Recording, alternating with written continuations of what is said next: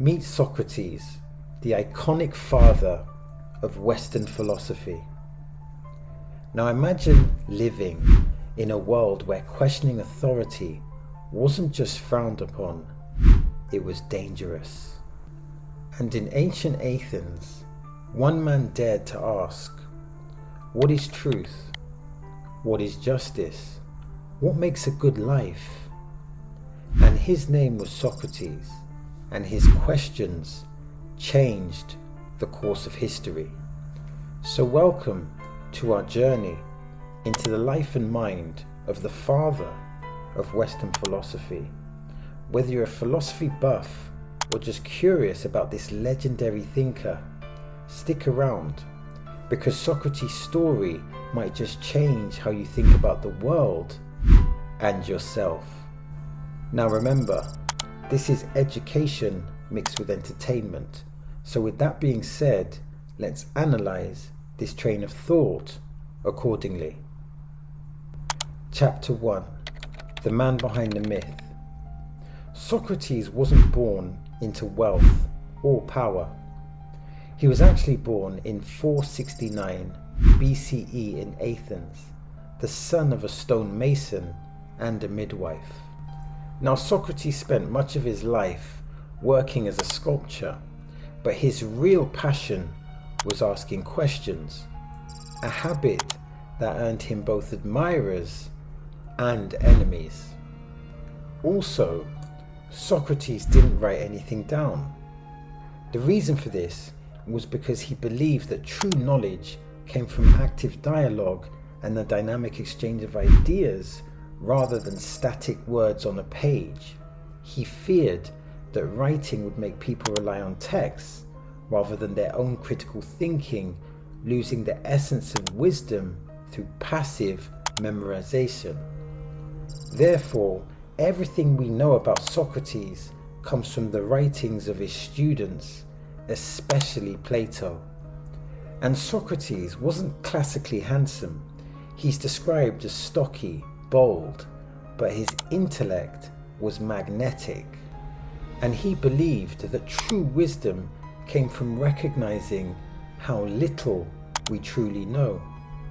This humility, combined with his relentless questioning, became the foundation of his revolutionary approach to philosophy.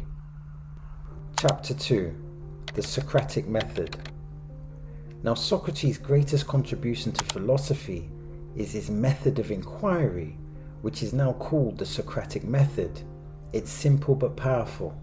Instead of lecturing, Socrates asked his listeners questions. For example, how do we define justice? What makes an action virtuous? Why do we value truth? You see, his goal wasn't to provide answers, but to challenge assumptions, exposing contradictions in his listeners' beliefs. The method wasn't just about winning arguments, it was about reaching deeper truths. And today, the Socratic method is a cornerstone of critical thinking, used everywhere from classrooms to courtrooms. It's a reminder that the best way to learn isn't by memorizing facts, it's by questioning them. Chapter 3. Socrates and Democracy. Now Athens was a city that prized freedom of speech, but Socrates often pushed the boundaries. He wasn't afraid to criticize Athenian democracy, arguing that decisions shouldn't be left to the uninformed masses. Socrates believed that only those with wisdom and virtue should lead. These ideas didn't sit well with everyone, and Socrates gained a reputation as a constant irritant to the status quo. His relentless questioning embarrassed powerful figures and challenged traditional values. Yet for Socrates, philosophy wasn't just an intellectual exercise, it was a way of life. He believed in living according to reason, virtue, and the pursuit of truth, even if it made him unpopular.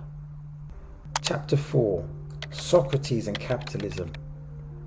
Now, while capitalism as an economic system emerged long after Socrates' time, his philosophical inquiries offer timeless insights relevant to it.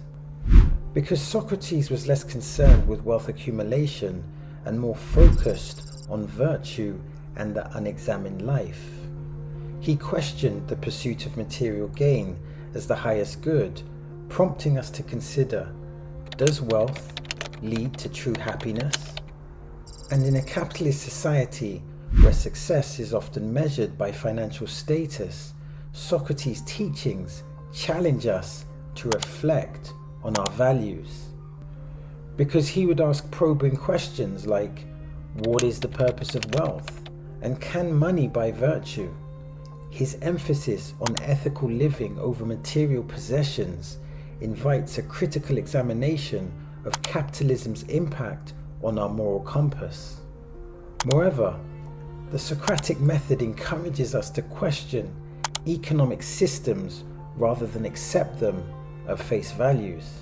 For example, are the inequalities produced by capitalism justifiable?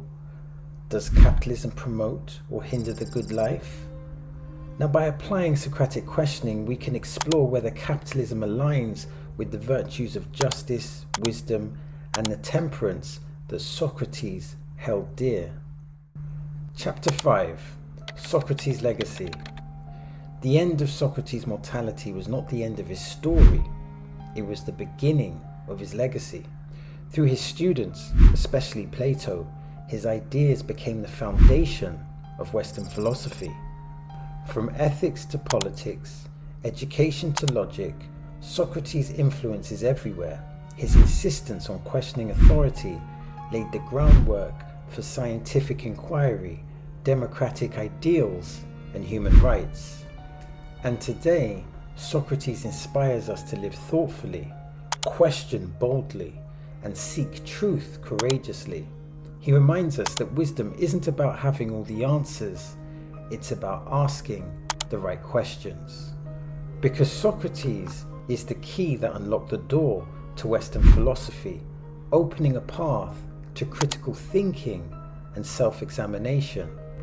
Through his relentless questioning, he turned the lock of complacency, revealing new ways to explore truth, virtue, and justice. Without his key, the door to the intellectual traditions that defined Western thought might have remained forever closed. Conclusion. Why Socrates still matters. So why does Socrates still matter? He matters because his questions are timeless.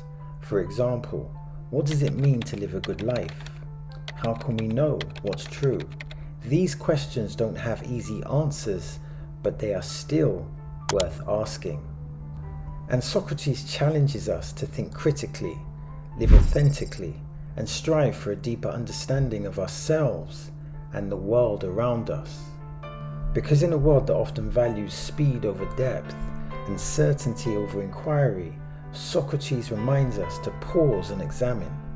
His approach encourages us to embrace discomfort and uncertainty as essential steps towards wisdom. Even today, his philosophy has the power to transform how we approach everything, from personal decisions to societal debates. Because the Socratic call to examine our lives isn't just a challenge, it's an invitation to grow. Because by asking better questions, we can not only live better lives, but also build a better world. And this is something we can all learn from, because the pursuit of wisdom is not just a path, it's a way of life. So that is the end of the video. Now if you want to support the channel, like, subscribe, and watch the videos. And with that being said, I sincerely hope you enjoyed the content.